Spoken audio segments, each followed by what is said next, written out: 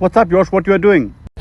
What are you doing? Are you chewing on bark? Not anymore. I already chewed it off. Why? How do you sharpen your teeth, Josh? Where do you learn all the weird shit you learn? Onkel Peter, I was homeschooled in the Bavarian mountains. Homeschooled? Isn't that illegal in Germany? Are you not registered? Okay. So you didn't learn like normal history? No. I learned antediluvian history. What's antediluvian history? Like the flood? Which flood? The flood. Like Noah's Ark? That's antediluvian.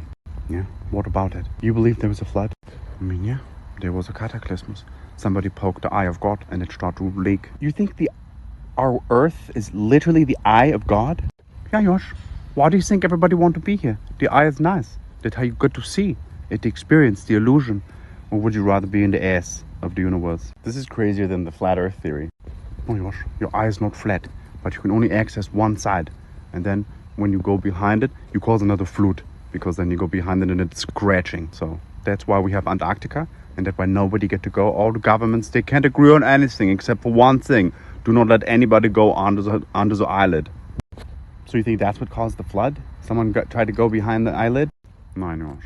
They're the creatures, the archontic creatures. They come from the ass and try to get into the eye. And that's why they cause the flood and it damaged the lenses. That's why we're a little bit stupid now. We used to have superpowers, telepathy, we could do telecommunications, we could levitate, we had dragons and giants and huge trees, like way up into the mountains, up into the skies, up into the clouds, and now we don't have that anymore.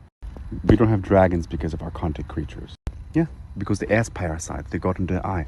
That's why the elites, when they have a black eye, that's the hybrid creatures, the descendants of the archons. It's like a symbol. Oh, I'm one of the eye pokers. But why though? Because we had to go from 12D 2020 vision to 3D, like shit vision. That's why most of us are a little bit stupid now. What do you mean most of us are a little bit stupid now? We're a little bit stupefied, a little bit blinded. We used to live 900 years, now we live like less than 100. And then now our eye is like really damaged and irritated and inflamed. That's why everybody's angry. But it's healing now. The eye is healing. And soon we're going to go back to 2020 vision, but it's going to take a little while. I don't understand. What do you mean everyone's angry? The earth, Josh, it's inflamed. It's itchy. That's why we're having earth changes. That's why it's getting hot and sometimes cold. It's like, it's a fever.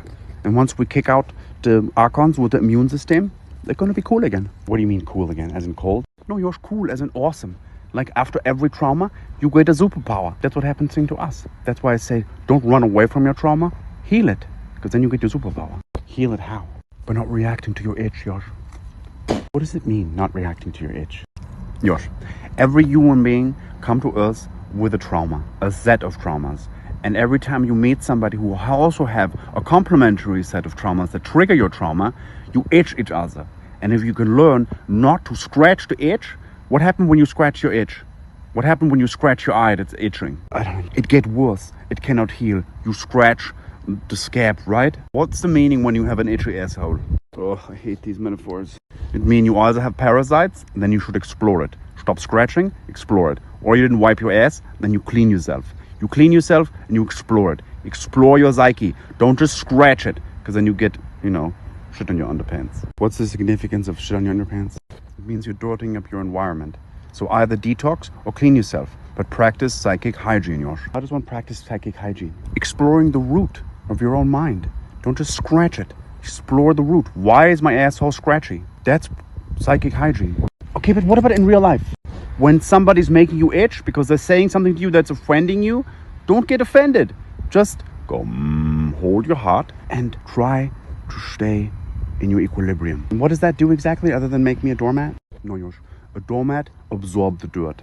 When you're not reacting, you're not absorbing the dirt. Okay, so when my girlfriend's getting on my case, you want me to just say nothing? It's going to make her go crazy.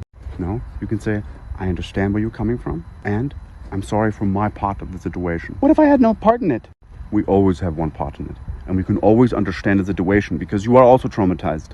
Everybody traumatized. So you can understand that they're traumatized.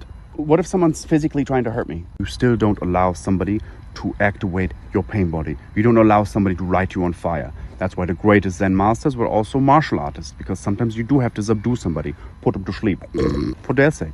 If a monkey is rabid, You are fighting the rabbitness, not the monkey. And then you give them some ketamine and then they relax. And then you can talk about what the monkey want to talk about. But you don't punch them into oblivion and land them in a hospital and you in a prison. And then some 7-foot monster is going to give you the cucumber. I just don't understand. If there's a God, why would he want us all traumatized? Because we're all part of the healing process. That's why we are engaging with each other. So we can heal each other. But we have to stop fighting each other in order to heal each other. But why is there trauma in the first place? Because pain, trauma, challenge is the gateway to a superpower. Without some sort of drama, without some sort of mountain to overcome, you're not going to get stronger. What's the point of being here other than to have some growth? If everything is easy, you're just an NPC. An NPC? Yeah, just a fleshbot running around like a side character. I definitely don't want to be a side character. Okay, so be a main character. But a main character has the responsibility to take part in the healing of the I. The healing of the I, as in the eye of God. Yeah, you're just a microcosmos of the macrocosmos. A reflection of the divine projection. It's very simple, Josh. I guess I understand it in theory, but how do I practice it? Because every time I get into an argument with my girlfriend, I lose it. I cannot maintain whatever you're talking about. Practice it in everyday life, Josh. You get it in every day, 100 times a day. When? When you're hungry, you feel the hunger, you just feel the hunger. You don't react to it, you don't get cranky, you don't run to the nearest gas station, get a hot dog and stuff your face. Just feel the hunger. Okay, but I do have to eat at some point, right? Yeah, I mean, unless you're a breatharian. But it's the same with when you get horny. You get horny, feel the horniness, feel the vibration. You don't have to immediately run to the bathroom and jerk it out. So now you're telling me to be celibate? Josh, do you always come immediately when you want to come? No, not always. Yeah, because you breathe through it, right? Because you don't want to humiliate yourself and you maybe want her to have some pleasure. So you breathe through it, maybe you pull out, and then you put it back in and you breathe through it and you allow for the equilibrium, right? You don't just go... Okay, yeah, what are you saying? Okay, Tantra is the practice of getting to the point where you're about to explode, and then you bring it back down, and then eventually, if you can do it enough, you're really good at it, you can actually have the orgasm without the squirt. How does that work? You just impregnate yourself. You suck it back in, because your body actually needs that. It's meant for procreation, not for expulsion. Expulsion? Yeah, Josh, you're not a super soaker. You're supposed to keep it inside. You can have an orgasm, but you don't need to squirt every time. Are you serious? How does that work? It's too hard to explain. Have you ever had a mosquito bite?